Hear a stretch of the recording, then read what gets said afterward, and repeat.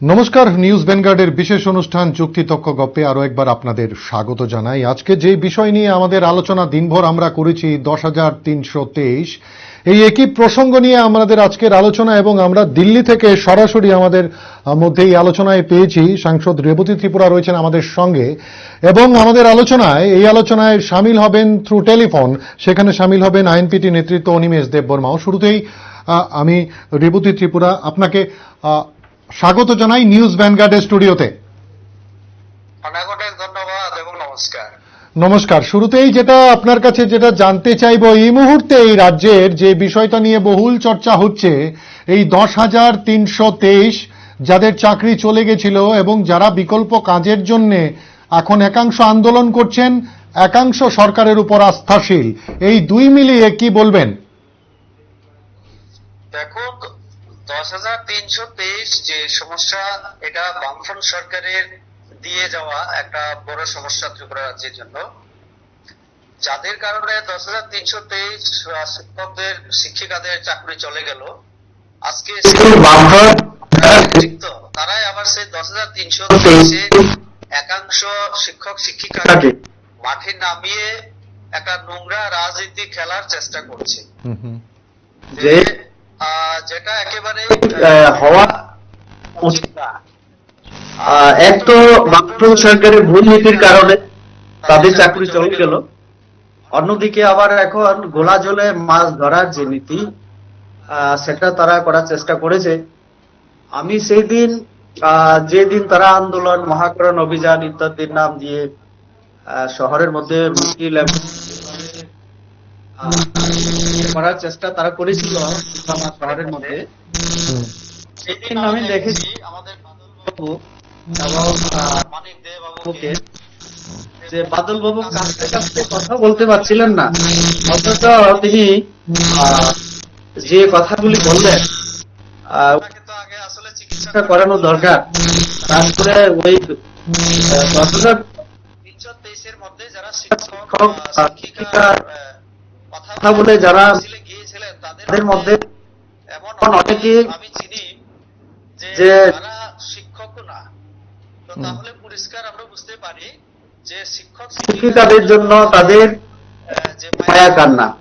আসলে শিক্ষক শিক্ষিকাদের চাকরি হোক, তাদের জীবন জীবিকার প্রশ্নে তাদের পরিবার বেঁচে যাতে থাকতে পারে, সেই চিন্তা থেকে চিন্তা বেশি হলো বামফ্রন্ট সরকার আগামী দিনে কিভাবে করা যায়, বামফ্রন্ট যে জনবর্জিত হয়ে গেছে নেতৃত্ব, সেখানে কিভাবে নোংরা রাজনীতির মাধ্যমে কিছু জনপ্রিয়তা অর্জন করা যায়, এই হচ্ছে তাদের রাজনৈতিক খেলা।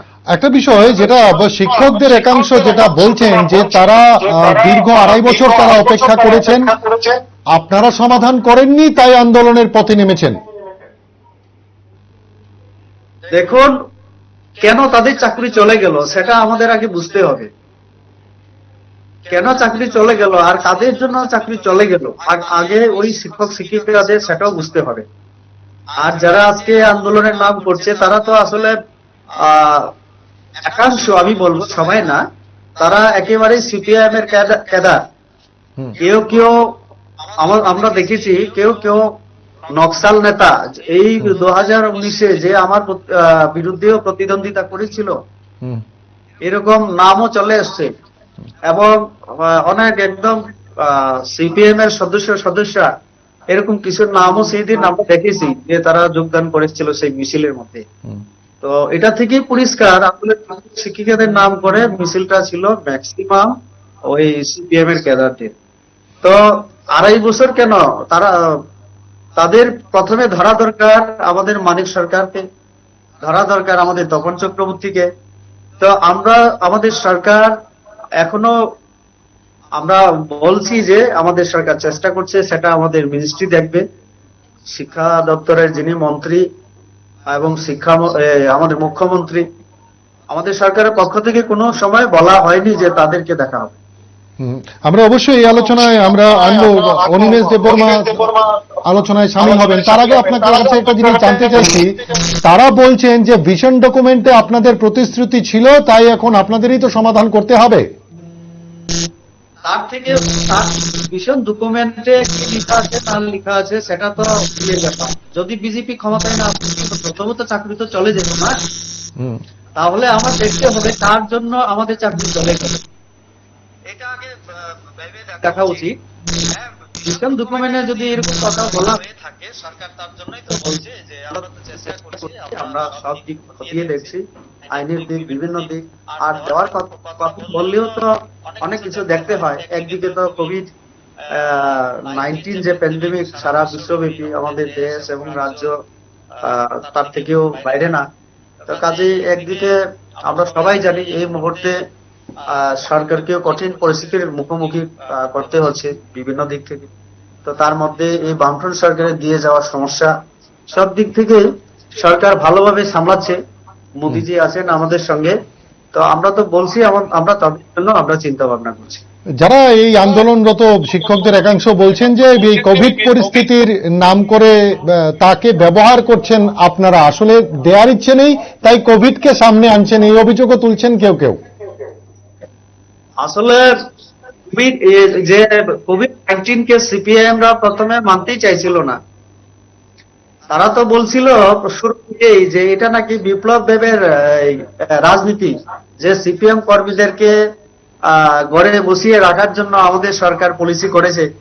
তো সারা বিশ্বব্যাপী লক্ষ লক্ষ লোক মারা গেল, সেটা তো তাদের দেখা দরকার। আর এই যে করোনার যে ভাইরাস, এটা তো ওই চায়নাদেরই সাপ্লাই করা ভাইরাস না।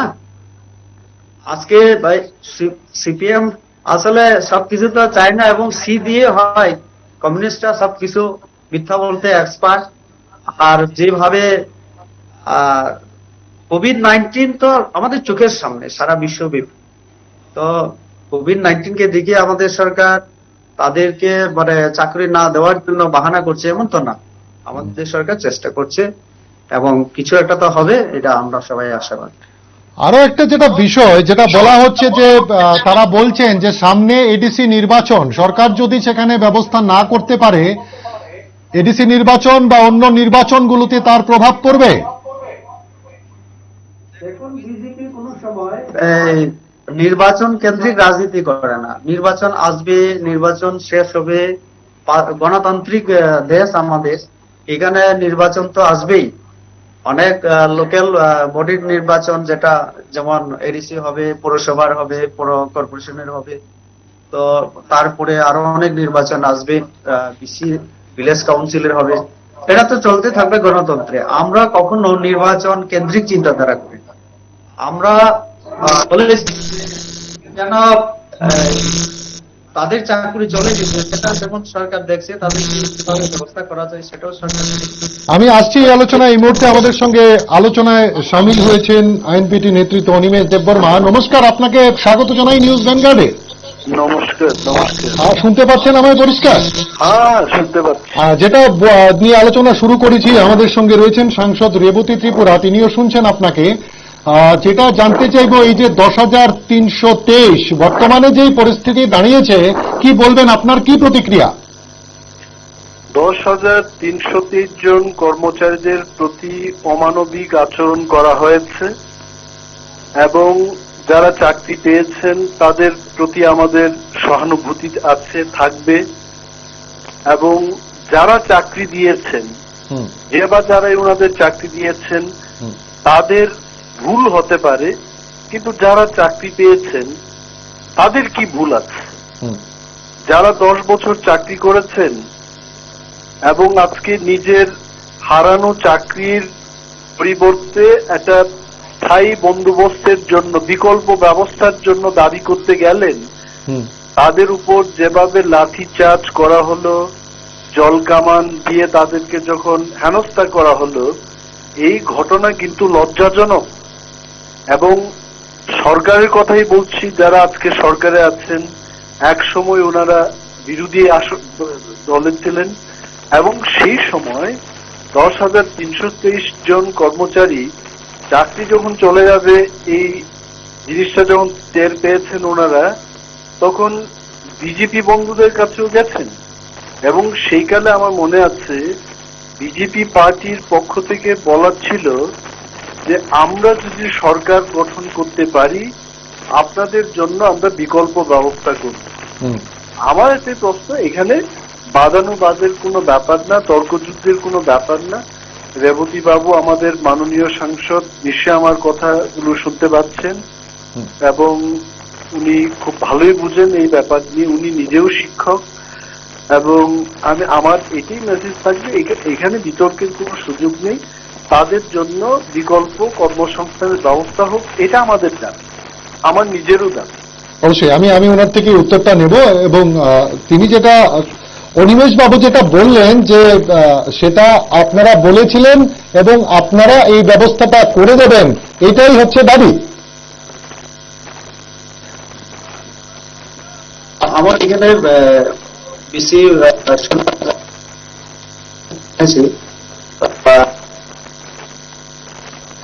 বলেছেন উনি। হ্যাঁ, দেখুন, আমি সেই দিনের মিছিল রেকর্ডিং যেটা দেখেছি বিভিন্ন সোশ্যাল মিডিয়াতে, এক দুজনের যে ভাষণ বক্তব্য সেটাও আমি দেখেছি। অন্তত তাদেরকে দেখলে মনে হয় না ওনারা শিক্ষক। আমি প্রথমেই বলেছি যে শিক্ষকের নাম করে অনেকে সিপিআইএম এর ক্যাডার, নকশাল নেতা, এরকম অনেক লোক সেখানে গিয়েছে। তো পুলিশকে তারা যেভাবে ধাক্কা দিয়ে পুলিশকে যেভাবে ইয়ে করে, এবং এত শত শত মানুষ যদি মহাকরণে ঢুকে যায়, তো সেটাও তো দেখতে হবে আমার। তার জন্যই পুলিশ হয়তো বা তাদের বাধা দিয়েছে, বাধা দেওয়ার পরে বুঝিয়ে যখন আর ইয়ে হচ্ছে না, তার জন্যই হয়তো বা বাধ্য হয়ে পুলিশকে জল কামান ছাড়তে হয়েছে। অনিমেষ বাবু উনি যেটা বলছেন যে সেখানে আন্দোলনের নাম করে বহিরাগত বেশ কিছু লোক ঢুকেছেন, কিছু ক্যাডার ঢুকেছেন, সেই কারণেই পুলিশকে শক্ত হতে হয়েছে। একটা জিনিস হলো, মহাকরণ অভিযান বা এই ধরনের আন্দোলন এটাই তো ত্রিপুরার যে প্রথমবার নয়। আগেও তো মানিক বাবুরা যখন ক্ষমতায় ছিলেন, কংগ্রেসীরা বা আমরা যারা বিরোধী দলে আছি, এখনো আছি, আমরা এই ধরনের আন্দোলন করেছি। আমার এখনো একটাই বক্তব্য থাকবে যে মহাকরণ অভিযান দিয়ে যদি কর্মচারীদের সমস্যার সমাধান হয় সেটাকে করতে দিন। এবং এখানে শিক্ষকের নাম করে যারা ঢুকে গেছেন, সমাজদ্রোহীরা যারা যদি থেকেও থাকে, এটা তো পুলিশ সেই ব্যবস্থা গ্রহণ করবে এবং পুলিশের সেই ব্যবস্থাপনা থাকা উচিত।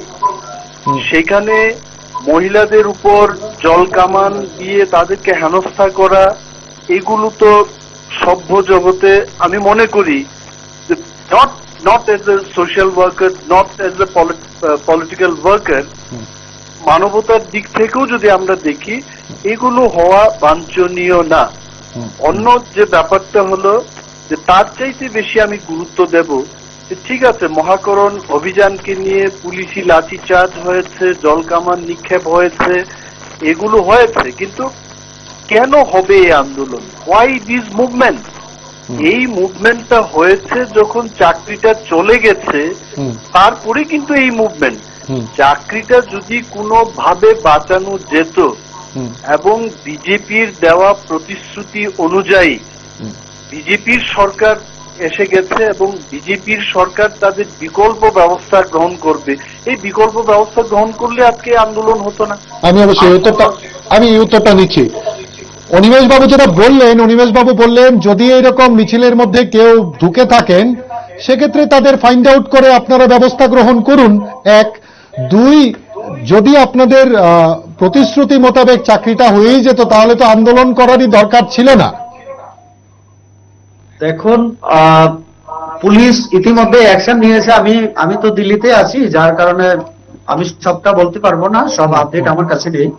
কিন্তু আমি নিউজ পেপারে এবং আপনাদের নিউজ চ্যানেলের বিভিন্ন নিউজে আমি দেখেছি যে কিছু লোকের নামে পুলিশের কাছে বোধহয় সেটা এফআইআর বা এরকম কিছু একটা তাদের নাম নেওয়া হয়েছে। সরকার সেটা দেখবে, এক। আর দ্বিতীয় হচ্ছে, দেখুন, যারা চাকরি হারিয়েছে তাদের চাকরি দরকার পরিবার বাঁচানোর জন্য, সেটা আমরাও বুঝি, সরকারও সেটা বুঝে, সরকারের দায়িত্ব সম্পর্কে ওয়াকিবহাল। আর তার জন্যই সরকার বারবার বলছে, সেই দিনও শিক্ষামন্ত্রী বলেছিলেন, যেহেতু মুখ্যমন্ত্রী রাজ্যের বাইরে, মুখ্যমন্ত্রী আসুক, ডেপুটেশনে যারা ছিলেন তাদের সঙ্গে কথা বলার পরে শিক্ষামন্ত্রী বলেছিলেন যে মুখ্যমন্ত্রীর সঙ্গে কথা বলবেন, ওই প্রতিনিধিদের বক্তব্য মুখ্যমন্ত্রীকে জানাবেন হুম হুম এবং পরবর্তীকালে সরকার সিদ্ধান্ত নেবে বা চিন্তা করবে। তো যেভাবে বলা হয় যে প্রতিশ্রুতি দেওয়া হয়েছিল এখনই দেওয়া দরকার, সেটা তো আমি জানি অনিমেষ বাবু এমএলএ ছিলেন, তো নিশ্চয়ই জানেন যে সরকারি চাকরি ক্ষেত্রে অনেক প্রসেস, অনেক সেটাকে যেমন অর্থের ব্যাপার, ফাইন্যান্স ইত্যাদি বিভিন্ন ব্যাপার আছে, সেটা ব্যাখ্যা করার দরকার নেই, উনি ভালোভাবে বুঝেন। তো সেগুলি করতে তো সরকারকে একটু সময় লাগবে। সরকার তার পরিস্থিতি, বিভিন্ন ক্ষমতা অনুসারে, আর্থিক ক্ষমতা বিভিন্ন দিক খতিয়ে দেখে সেটা সিদ্ধান্ত নেবে। আমি তো বারবার বলছি সরকারের তরফ থেকে, এবং মুখ্যমন্ত্রী, শিক্ষামন্ত্রী বলেছেন যে আমরা না এখনো করিনি, হুম তাদের জন্য, তাদের পক্ষে আমরাও আছি।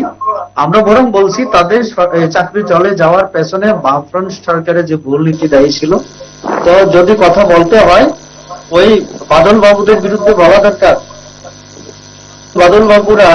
বাদল বাবুদের কিছু লোক শিক্ষক শিক্ষিকাকে ভুল পথে পরিচালিত করার চেষ্টা করছেন, বলছেন এডিসি নির্বাচনে দেখে নেওয়া হবে। তো শিক্ষক শিক্ষিকারা এইভাবে তো বলতে পারেন না, মুখ্যমন্ত্রী অযোগ্য, শিক্ষামন্ত্রী অযোগ্য। আমরা যদি প্রোটোকলের কথা চিন্তা করি, আমি যে মুখ্যমন্ত্রী শিক্ষামন্ত্রীর অধীনে চাকরি করি, আমি কিভাবে বলতে পারি আমার রাজ্যের মুখ্যমন্ত্রী অযোগ্য? অনিমেষ বাবু, অনিমেষ বাবু কি বলবেন? না দেখুন, একটা জিনিস হলো যে বা যারাই রাজ্যের শিক্ষামন্ত্রীকে অযোগ্য বলেছেন, এটা ওনাদেরকে নিয়ে আলোচনা করুন।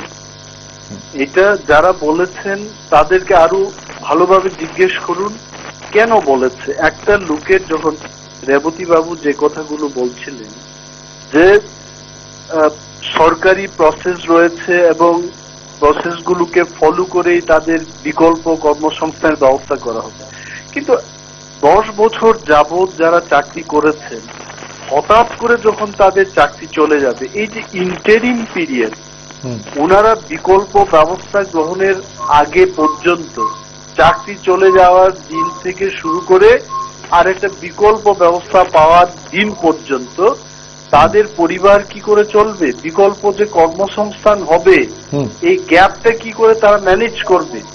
আপনি চিন্তা করুন যে ভুল যদি হয়ে থাকে, উনি নিজেই তো বলছিলেন, রেবতী বাবু খুব ভালো কথা বলেছেন যে বাদল বাবুদের ভুলেই কিন্তু এটা হয়েছে।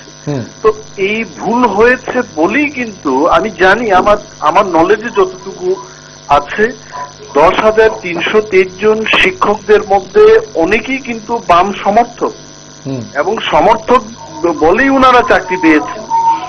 এবং সেই কালে যারা বামের সমর্থক ছিল, নিজেদের যখন চাকরি চলে যাবে তখন কাদের শরণাপন্ন হয়েছেন ওনারা?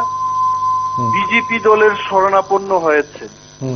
এখন মাতৃগর্ভ থেকে জন্মগ্রহণের পরেই তো আর কেউ কোনো দল করেন না, নিজের প্রয়োজনে, সমাজের প্রয়োজনে, নীতির বিরুদ্ধে গিয়ে একটা অবস্থান গ্রহণ করে মানুষ। এবং 10,323 জন কর্মচারীদের মধ্যে অনেকেই বিজেপি পার্টির প্রতি আস্থা জ্ঞাপন করেই কিন্তু আন্দোলনে নেমেছিলেন সেকালে। এবং সেই মোতাবেক তাদেরকে যখন একটা প্রতিশ্রুতি দেওয়া হলো, বিজেপি সারা ত্রিপুরা রাজ্যে বিপুল ভোটে জয়লাভ করেছে এবং নিরসংকুশ একটা সংখ্যা গরিষ্ঠতা নিয়েই সরকার পরিচালনা করছেন।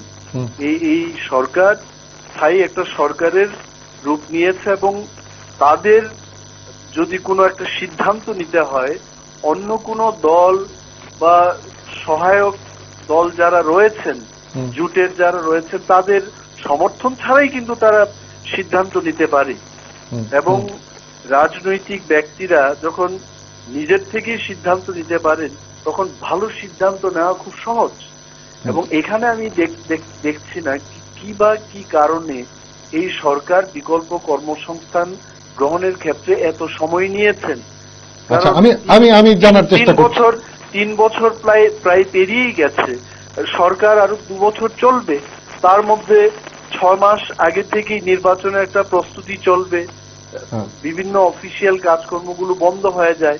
তো অ্যানাদার মেবি 18 মান্থ 20 মাসের মধ্যে ওনারা এত সময় পেয়েছেন ইতিমধ্যে, সেই সময়টাতে কেন হলো না? This is my question. বুঝতে পারছি, আমি উত্তরটা নেওয়ার চেষ্টা করছি। আপনি শুনতে পেয়েছেন সবটা প্রশ্ন? একদম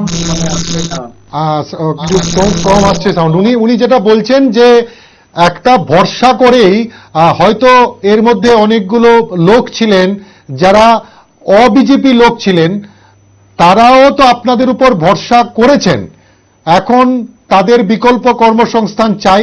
কিছুদিন বাদেই ভোট চলে আসবে, যদি ভোট হয় সেখানে কিছু প্রটোকলের বিষয় রয়েছে। তো এতটা সময় আপনারা কেন নিলেন তাদের বিকল্পর ব্যবস্থা করতে, যেহেতু তারা আপনাদের উপর ভরসা করেছিলেন? দেখুন, বারবার সেই একটা কথাই আমাকেও বলতে হবে যে শিক্ষা অধিকার আইন সমগ্র দেশে চালু হওয়ার পরে অনেক কিছু নিয়ম কানুন সেটা মেনটেন করেই চাকরিতে ঢুকতে হবে, বিশেষ করে যারা শিক্ষক শিক্ষিকা, সেটা ওই সময় ওই সরকারের জানা ছিল, কিন্তু ইচ্ছে করে অনেক বছর আটকে রাখা হয়েছিল। এবং পরবর্তীকালে যখন দেওয়া হলো তখন ওই যে বিভিন্ন নিয়ম নীতি মানা হয়নি এক, এবং পরবর্তীকালে মাত্র 55 থেকে 60 জন যারা যুবক যুবতী বেকার, তারা হাত জোর করে সরকারের বিভিন্ন নেতৃত্বের কাছে গিয়েছিল। তাদেরকে যদি ওই সময় মানবিক দিক থেকে বিভিন্ন দিক চিন্তা করে যদি দিয়ে দেওয়া হতো, আজকে ত্রিপুরা রাজ্যের এই সমস্যা থাকার কথাই ছিল। এবং আমরা দেখেছি যারা আন্দোলন সেই সময় করার চেষ্টা করেছিল, সরকারের বিরুদ্ধে মুখ খোলার চেষ্টা করেছিল, তাদের পাল্টা যারা খাঁটি একদম ক্যাডার, তারা রাস্তায় নেমেছিল। তাদের ব্যানারে লেখা ছিল যে পথ অবরোধ রাস্তা নয়, আমরা বামফ্রন্ট সরকারের উপরে পূর্ণ আমাদের আস্থা আছে। অষ্টম বামফ্রন্ট সরকারের জন্য তারা লড়াই করেছিল। এরকম অনেক লোক, অনেক চেহারা আমি চিনি। আর সেই দিন যেভাবে তারা স্লোগান দিয়েছিল যে আমি তো জানি একজন অমরদেব বর্মার নামে, উনি ফটিকরায়ে, ওনার সিরিয়াল নাম্বার হচ্ছে ভোটার লিস্টে 1011। উনি ইন্ডিপেন্ডেন্স হিসেবে লড়াই করেছিলেন লোকসভাতে। উনি যে কথা বললেন ক্যামেরার সামনে, উগ্রপন্থী, মাওবাদী ইত্যাদি, এবং এই যে যারা বামফ্রন্ট লেফটিস্ট যারা, তারা কি বলতে চায়? ত্রিপুরা রাজ্যে এখন যে শান্তির পরিবেশ, উগ্রপন্থীকে মানুষ বর্জন করেছে, এখন উগ্রপন্থায় কেউ বিশ্বাস করে না, শান্তি উন্নতি এগুলি আমরা সবাই চাই। তো বামপন্থীরা কি এটাই চাইছে আবারও? যে কথা হচ্ছে মানে 2.5 বছর আটকে দেওয়া হলো কেন? তো আমিও তো উল্টো প্রশ্ন করতে পারি, তাদেরকে যদি ওই যে সময় ইন্টারভিউ নেওয়া হয়েছিল, যে সময় কাগজ জমা নেওয়া হয়েছিল চাকরির জন্য, শিক্ষা অধিকার আইনের আগেই যদি দেওয়া হতো, অথবা ওই 55 থেকে 60 জন যুবককে যদি দেওয়া হতো, আজকে এই সমস্যার মুখোমুখি আমাদের হয় না। অনিমেষবাবু কিন্তু আরেকটা বিষয় যেটা বলেছেন, অনিমেষবাবু আরেকটা বিষয় যেটা বলেছেন যে হ্যাঁ আপনারা বলছেন নেবেন, কিন্তু এই যে সময়টা, এই যে গ্যাপ পিরিয়ডটা, এই সময়টা তারা কিভাবে কাটাবেন, কিভাবে চলবেন? দেখুন, প্যান্ডেমিক এই যে লকডাউনের সময় 1 মাসের বেতন যখন আমাদের মুখ্যমন্ত্রী দেওয়ার জন্য বললেন, সেই সময়ে আমরা দেখেছি মানে তাদের রাজনীতি, একাংশ যারা ক্যাডার, তো আমাদের সরকার তো যথেষ্ট মানবিক দিক থেকে বিচার বিশ্লেষণ করে তাদের পাশে দাঁড়ানোর চেষ্টা করেছে এবং আগামী দিনেও করবে। এবং তার জন্যই আমাদের সরকার বারবার, সরকারের যিনি মুখ্যমন্ত্রী আমাদের সরকারের, তিনি বারবার বলছেন যে আমরা চেষ্টা করছি, দেখছি তাদের জন্য ব্যবস্থা করা। অনিমেষবাবু, এই মহাকরণ অভিযানের মধ্যে কেউ কেউ এটা বলছিলেন যে তাদের সন্ত্রাসের পথে যেতেই কি তাহলে বাধ্য করা হচ্ছে, এরকম ধরনের বক্তব্য নিয়ে আপনি কি বলবেন? না, দেখুন একটা জিনিস, প্রতিটি জায়গায় যদি আমরা রাজনীতি করতে থাকি, আমি কিন্তু একমত হব না। Everywhere in human life is not politics. আমার একটাই প্রশ্ন যে 10,323 জন কর্মচারীদের চাকরি উনারা হারিয়েছেন এবং উনাদের বিকল্প ব্যবস্থা করতে হবে। এখন আন্দোলন করতে গিয়ে যদি অন্য কোনো দল, সেখানে উনি বলছিলেন অমর দেববর্মা, উনি মাওবাদীদের কথা বলছিলেন, উনি নকশালদের কথা বলছিলেন, উগ্রপন্থী করা হবে কি, আমাদের এমপি সাহেব এই কথাগুলো বলছিলেন। তো এই লোকটার বিরুদ্ধে ব্যবস্থা গ্রহণ করুন, I am not concern about that. এবং যে কোনো সমাজদ্রোহী কোনো একটা সাংগঠনিক দাবি দাবাকে বা তার ন্যায্য অধিকারের দাবিতে আন্দোলন করতে গিয়ে সেটাকে অন্য পথে নিয়ে যাওয়ার চেষ্টা করে ওই সমস্ত সমাজদ্রোহীদের বিরুদ্ধে ব্যবস্থা গ্রহণ করুক, I have no problem. Even আমি আজকের এই টক শো থেকে রাজ্য সরকারের কাছে দাবি জানাবো, অমর দেববর্মা কেন, সেখানে যদি অমর বণিক, অমর দেবনাথ, অমর চক্রবর্তীও যদি সেখানে এসে এই ন্যায্য দাবিতে যারা গেলেন তাদের আন্দোলনকে অন্যদিকে মোড় ঘোরানোর চেষ্টা যারা করেছেন তাদের বিরুদ্ধে ব্যবস্থা গ্রহণ করা হোক।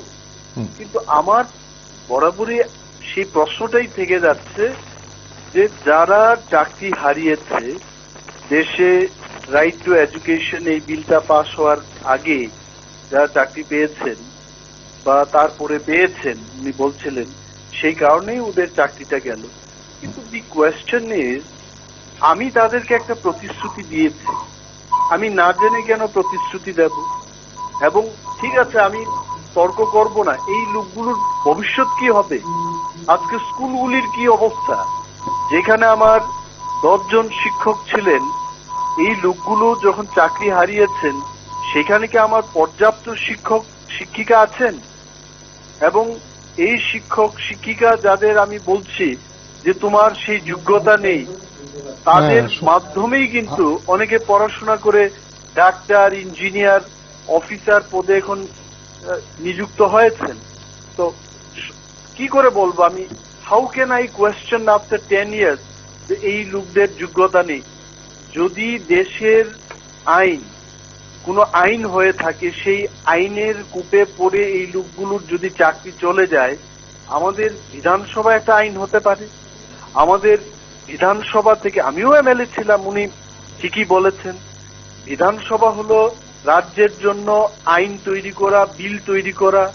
এই আইন পাশ করে বা বিল প্রস্তাব পাশ করে সেগুলোকে আমরা কেন্দ্রীয় সরকারের কাছে পাঠাতে পারতাম যে আমার রাজ্যে এই অবস্থা, এটাকে বিবেচনা করা হোক। কেন হবে না? আমি উত্তরটা নিচ্ছি, সরকার যদি চায় সে করতে পারে এইগুলো, কেন? আমি উত্তরটা নিচ্ছি। উনি যেটা বলতে চাইছেন যে যারাই সেখানে গেছেন বা এই ধরনের অসাংবিধানিক কথাবার্তা বলেছেন তাদের বিরুদ্ধে সরকার ব্যবস্থা নিক, এক। দুই, তিনি যেটা চাইছেন যে কারণেই চাকরিগুলো যাক, আইনের গাড়াকলে যাক, 10 বছর আগে লোকগুলো চাকরি পেয়েছেন, বিধানসভাতেও তো আলোচনা সাপেক্ষে তাদের কাজগুলো বাঁচিয়ে রাখার জন্য একটা সিদ্ধান্ত নেওয়া যেতে পারত। দেখুন, সেটা তো সরকার দেখবে, উনি ওনার বক্তব্য বলতে পারেন, মতামত রাখতে পারেন। তো সরকার তো তার পলিসি অনুসারে চলবে, সে সরকার দেখছে। এটাই আমাদের মনে রাখা যে সরকার না করেনি, সরকার যথেষ্ট ইতিবাচক মানসিকতা নিয়ে কাজ করছে। ওই বামফ্রন্ট সরকারের উপরে আস্থা রাখার কথা বলেছিল ওই টিচাররাই। আমি তাদের প্রতি অনুরোধ করতে চাই, এই সরকারের প্রতি, সরকার তো সরকার, যে কোনো সরকার, এই সরকারের প্রতিও তাদের আস্থা রাখা দরকার। তো এই সরকারের প্রতি এত অনাস্থা কেন তাদের? সরকার যেখানে বলছে যে আমরা দেখব, যদিও বামফ্রন্ট সরকারের ভুল নীতির কারণে এটা হয়েছে সমস্যা, কিন্তু তারপরেও আমরা দেখব।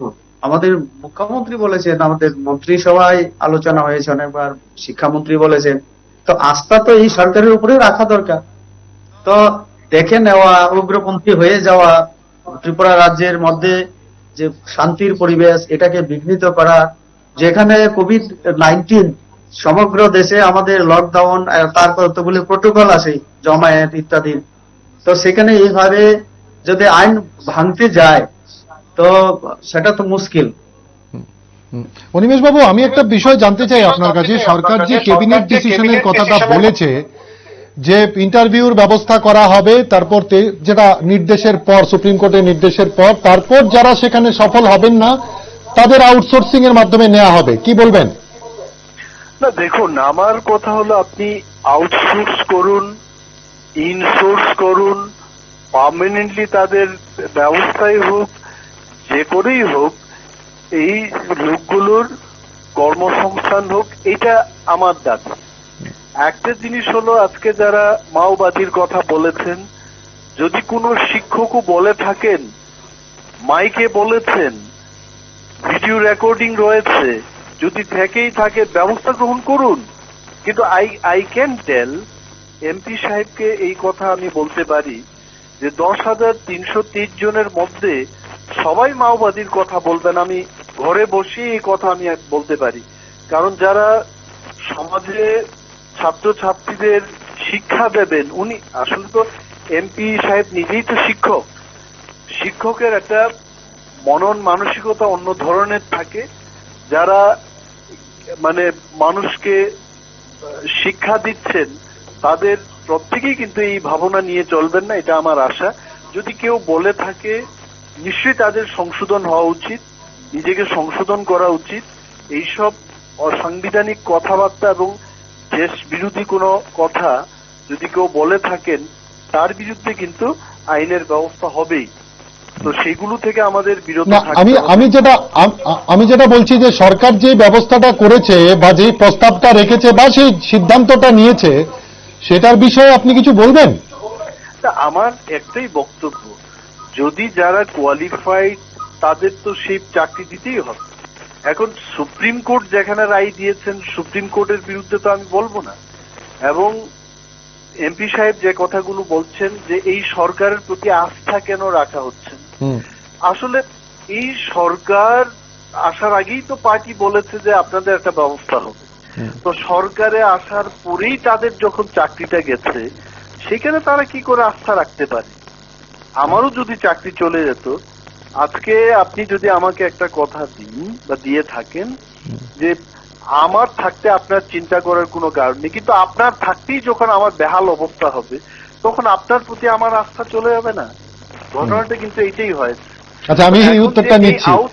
আমি এই উত্তরটা নিচ্ছি। অনিমেষ বাবু যেটা বলছেন যে আপনি থাকার পরেও চাকরি চলে গেছে, যে আস্থাটা আপনি দিয়েছিলেন বা আপনার উপর ভরসা করে এসেছিলাম, আপনি থাকাকালীনই যদি আমার চাকরিটা চলে যায়, তাহলে আবার ফের কি করে হবে, আস্থা কি করে রাখবো? দেখুন, চাকরি চলে যাবে সেটা তো আগেই জানা ছিল না। সরকারি ওই যে চাকরি চলে যাবে না সেটা আমরা কখনো বলিনি। তোমাদের চাকরি চলে যাবে না, সেটা তো কোর্টের ব্যাপার ছিল। এবং সুপ্রিম কোর্টের উপরে কোনো ব্যক্তি বা কোনো সংস্থা নয়। ভারতবর্ষের সুপ্রিম কোর্ট মানে সর্বোচ্চ ন্যায়ালয়। তো তার রায় আমরা তো আজ করতে পেরেছিলাম যে তাদের যে নীতি ছিল নিয়োগ প্রক্রিয়া, সেটাতে গলত ছিল। তো আমরা সেই সময় বলেছিলাম যে বিকল্প যেটা চিন্তা করার কথা বলা হয়েছে এখন বা ভাবা হচ্ছে, সেই কথাই আমাদের তরফ থেকে সেই দিনও বলা হয়েছিল যে সুপ্রিম কোর্টের রায়ের উপরে ভিত্তি করে সরকার ডিসিশন নেবে। আমরা যদি ওই সময় বিরোধী দলে ছিলাম, সরকারে যদি আসি এবং যা রেজাল্ট হবে সুপ্রিম কোর্টে বা আদালতে, তার পরিপ্রেক্ষিতে রায়ের পরিপ্রেক্ষিতে ভিত্তি করে, রায়ের উপরে ভিত্তি করে সরকার সিদ্ধান্ত নেবে। আর আজকে সরকার যতটুকু এগিয়েছে এই ব্যাপারটাকে নিয়ে, সেটাও ওই যে প্রতিশ্রুতি মোতাবেকই আমরা কাজ করে চলেছি। আমার একটা কথা বলুন, সামনে নির্বাচনগুলো আসছে। গত 18 নির্বাচনেও আমরা দেখেছি যে 10,323 একটা নির্বাচনী ইস্যু হয়ে দাঁড়িয়েছে। এখন কেউ কেউ বলছেন যে এই নির্বাচনের আগেও এটা একটা ইস্যু হতে চলেছে। কিছু লোক বা রাজনৈতিক দলগুলি ইস্যু করার চেষ্টা করবে, এটা স্বাভাবিক। কিন্তু এইটা আমরা রাজনৈতিক দৃষ্টিভঙ্গি থেকে আমরা এটাকে দেখি না, আমরা দেখি তাদের মানবিক দৃষ্টিভঙ্গি থেকে। এবং অন্যায়ভাবে চাকরি সেই সময় দেওয়া হয়েছিল ক্যাডারদেরকে বেশি সুবিধা পাইয়ে দেওয়ার জন্য। আমরা তারপরে বলেছি আমরা তাদের সবার জন্য চেষ্টা করছি, সরকার যথাসম্ভব সেটা। আর অনেকটা তো আমাদের শিক্ষামন্ত্রী বলে দিয়েছেন, যারা যেটা নিয়মে ন্যূনতম পরীক্ষায় বসতে হবে, যারা সেখানে অকৃতকার্য হবেন সেগুলিকে কিভাবে তাদের কর্মসংস্থান বিকল্প করা যায় সেটাও তিনি বলেছেন। আউটসোর্সিং বা যায় সেটা তো সরকার দেখবে, ডিপার্টমেন্ট দেখবে। তো আমরা তো বলিনি যে আমরা কাউকে দেব বা কাউকে দেব না, এমন তো বলিনি। আমরা বলেছি তাদের সঙ্গে আমরা আছি, সরকার তাদের পাশে আছে, সরকারের উপরে তাদের ভরসা আস্থা রাখতে হবে এবং সরকার বিরোধী আন্দোলন করেও তাদের লাভ নেই, যেহেতু সরকার যদি তাদের জন্য কিছু না করে তাদের কিছু করার থাকবে না। কারণ সুপ্রিম কোর্ট পর্যন্ত সব জায়গায় চেষ্টা করে সুপ্রিম কোর্ট একদম পরিষ্কার বলে দিয়েছে, হাইকোর্ট থেকে শুরু করে, যে অনিয়ম হয়েছিল, তার কারণে তাদের চাকরি চলে গেছে। তার জন্য আমাদের সরকারও দায়ী না, আমাদের পার্টিও দায়ী না। তো তারপরে আমরা চেষ্টা করছি তাদের জন্য মানবিক দিক থেকে কিছু করার। অনিমেষ বাবু, আমি একই বিষয় আপনার থেকেও জানতে চাইবো। 18-তে একটা বড় ইস্যু হয়ে গেছিলেন 10,323, সেই রাজনীতির পালাবদল কিন্তু চলছে। সামনে নির্বাচন, সমাধান যদি না হয় এটা কি আগামী দিনে নির্বাচনী ইস্যু হতে চলেছে? দেখুন, একটা জিনিস হলো, এই যে 10,323 জন কর্মচারী, তাদের মধ্যে 3,500-এর মতো শিক্ষক শিক্ষিকারা এডিসি এলাকার মানুষ। এখন নির্বাচনের যে ইস্যুগুলো কি করা হয়, মানুষের চাহিদা, মানুষের দাবি থেকেই, মানুষের প্রয়োজন থেকেই কিন্তু রাজনৈতিক দাবি বা ইস্যুগুলো উঠে আসে। তো নিশ্চয় আমি এই কথা বলবো না যে 10,323 জনকে নিয়ে এডিসি নির্বাচন হবে, এই কথা বলবো না। তবে ডেফিনেটলি এই যে মানুষের মধ্যে যে যাদের চাকরি হারিয়েছে যারা, তাদের তো একটা ক্ষোভ থাকবে, এটা একটা প্রভাব হবে, প্রভাব পড়বে। কিন্তু এডিসি নির্বাচন শুধু এই একটা ইস্যুকে নিয়ে এডিসি নির্বাচন হবে না। এখানে এডিসির এম্পাওয়ারমেন্টের বিষয় থাকবে, এইখানে ল্যান্ড রাইটস এর ব্যাপার থাকবে, এইখানে নাগরিকত্ব সংশোধনী আইনের ব্যাপার থাকবে, এইখানে এনআরসির যে বিষয়গুলো থাকবে। বিভিন্ন ইস্যু নিয়ে এডিসির নির্বাচন হবে। তবে শিক্ষক শিক্ষিকা যারা চাকরি হারিয়েছেন তাদেরও একটা ইস্যু থাকবে, এটাও একটা ইস্যু নিশ্চয় স্থান পাবে। প্রতিটি দলের, বিজেপিরও থাকবে, বিজেপিও একটা কিছু বলতে চেষ্টা করবে যে আমরা আছি। উনি তো বলছিলেন যে আমরা তাদের পাশে থাকবো। তো আমার একটাই বক্তব্য থাকবে, এমপি মহোদয় নিশ্চয়ই ওনার দলের মিটিং এ যাবেন বা সরকারি মিটিং এ যাবেন, সেখানে নিশ্চয় উত্থাপন করবেন যে না খাইয়ে, না মানে খাইয়ে তার পাশে আমি থাকবো। এই কথা বললে কিন্তু আমি জানি না এই কথার যুক্তিকতা কতটুকু থাকবে। কারণ আমি তাকে, তার চাকরিটা চলে গেছে আমার চোখের সামনে, আমি কিছুই করলাম না, আমি সরকারে বসে আছি, এবং আমি খালি হাতে গিয়ে তাকে বলবো যে ভাই আমি তোমার পাশে আছি, তার যুক্তিকতা কতটুকু থাকবে? আপনি আপনি আপনি আপনি আপনার তরফ থেকে কি বার্তা দিতে চাইছেন বা কি বলতে চাইছেন? আমি বলবো যে বিজেপির যে সরকার ত্রিপুরাজ্যে আছে, এই সমস্যার সমাধান অতি দ্রুত শেষ করে রাজ্যের শিক্ষা ব্যবস্থার যে বেহাল অবস্থা এখনো, এটাকে শুধরিয়ে একটা জায়গায় সুস্পষ্ট এবং শিক্ষানীতি চালু যেন করতে পারে তার ব্যবস্থা গ্রহণ করুন। অসংখ্য অসংখ্য ধন্যবাদ আপনাকে অনিমেষ বাবু। আমরা চাইব সামনের দিনে আপনি স্টুডিওতে এসে আমাদের সঙ্গে, আমাদের যারা দর্শক আছেন তাদের সামনে এই আলোচনায় মুখোমুখি হবেন। অসংখ্য ধন্যবাদ আজকে সময় দেওয়ার জন্য। ভালো থাকবেন আপনি। ধন্যবাদ। আমাদের সঙ্গে ছিলেন অনিমেষ বাবু। অনিমেষ বাবু শেষ কথাটা যেটা বলে গেছেন যে উনি চাইছেন যে আপনারা যেন খালি হাতে পাশে আছি এই ধরনের কথা না বলে আক্ষরিক অর্থেই যারা চাকরিচ্যুত শিক্ষক রয়েছেন তাদের পাশে থেকে তাদের বিকল্প ব্যবস্থা করুন এবং রাজ্যের এই যে শিক্ষা ব্যবস্থায় যে গ্যাপ তৈরি হয়েছে সেই গ্যাপটাকে আপনারা সংশোধন করুন। এখন খালি হাতে আমরা কখনো দাঁড়াইনি। আমাদের মোদিজি যখনই কোনো কথা বলেছেন, আমাদের সরকার সেটা করেছে। আমাদের মোদিজির নেতৃত্বে যে সরকার, কেন্দ্রীয় সরকার, আজকে আপনারা হয়তো দেখেছেন আমাদের ডেস্টিনেশন নর্থ ইস্ট 2020 আমাদের অমিত শাহজি তিনি অ্যাড্রেস করেছিলেন। সেখানে আজকে নর্থ ইস্ট আমাদের সরকার আসার পরে গত 6 বছর 6.5 বছরে আমরা উত্তর পূর্বাঞ্চলকে কিভাবে আমরা দিয়েছি, সেটা সর্বক্ষেত্রে শিক্ষা বলুন, আপনার যোগাযোগ থেকে স্বাস্থ্য পরিষেবা থেকে শুরু করে সামগ্রিক উন্নয়নের ক্ষেত্রে কখনো আমাদের মোদিজি কাউকে খালি হাতে ফেরায়নি। তো আমি আশাবাদী আমাদের সরকার এই 10,323-এর ক্ষেত্রে যেমন দেখছে, তেমনি আমাদের বেকার যারা তাদের জন্য ভাবছে। এবং আমরা বারবার একটা কথা বলছি, চাকরির সাথে সাথে কর্মসংস্থান। তো এগুলি খালি হাতে নয়, আমরা প্রতিশ্রুতি অন্য দলের মতো আমরা দেই না, মিথ্যার প্রতিশ্রুতি আমরা দেই না। আমাদের মোদিজি এই 6.5 বছরে যা বলেছেন সেটা করেছেন, তার চাইতেও বেশি কোনো কোনো ক্ষেত্রে আমরা দেখেছি। তো কাজে আমি অনুরোধ করব যারা বিরোধী দল তাদের প্রতিও, যে সরকারের ভালো দিকগুলিকে আমাদের মেনে তারও একবার অন্তত মুখ্যমন্ত্রী মন্ত্রিসভাকে আমাদের প্রশংসা অভিনন্দন জানানো দরকার। এই 2-2.5 বছরের আমাদের যে মন্ত্রিসভা অনেক ভালো ভালো কাজ করেছেন। আমরা এতদিন আমি একটাই উদাহরণ বলবো, যে আজকে আমাদের ত্রিপুরা রাজ্যে বাস ভিত্তিক যেভাবে চিন্তাধারা শুরু হয়েছে, পাশের বেম্বুসোদ থেকে বিস্কিট বানানো থেকে শুরু করে আগামী দিনে অনেক কিছু এই 2.5 বছরে যেমন দেখেছি, আগামী দিনগুলোতেও আমরা দেখতে পাবো। তো কাজে এই সমস্যা শুধু একটা সমস্যা নয়, এটা এই সমস্যার পাশাপাশি আরো অনেক সমস্যা আছে, সেই সমস্যাগুলিরও সমাধান হবে। আমাদের প্রধানমন্ত্রী, আমাদের মুখ্যমন্ত্রী আমাদের ত্রিপুরার উন্নয়নের জন্য সচেতন এবং আপ্রাণ চেষ্টা করছেন কিভাবে ত্রিপুরাকে আগামী দিনে ভারতবর্ষের অন্যান্য উন্নত এবং এগিয়ে যাওয়ার রাজ্যের সঙ্গে আমরা নিতে পারি, সামনে এগিয়ে নিতে পারি, সেই চেষ্টাই আমাদের কাজ করছে আমাদের সরকার। তো কাজেই সরকারের উপরে তাদের ভরসা আস্থা রাখা উচিত, কোন রকম আইন হাতে না নেওয়া।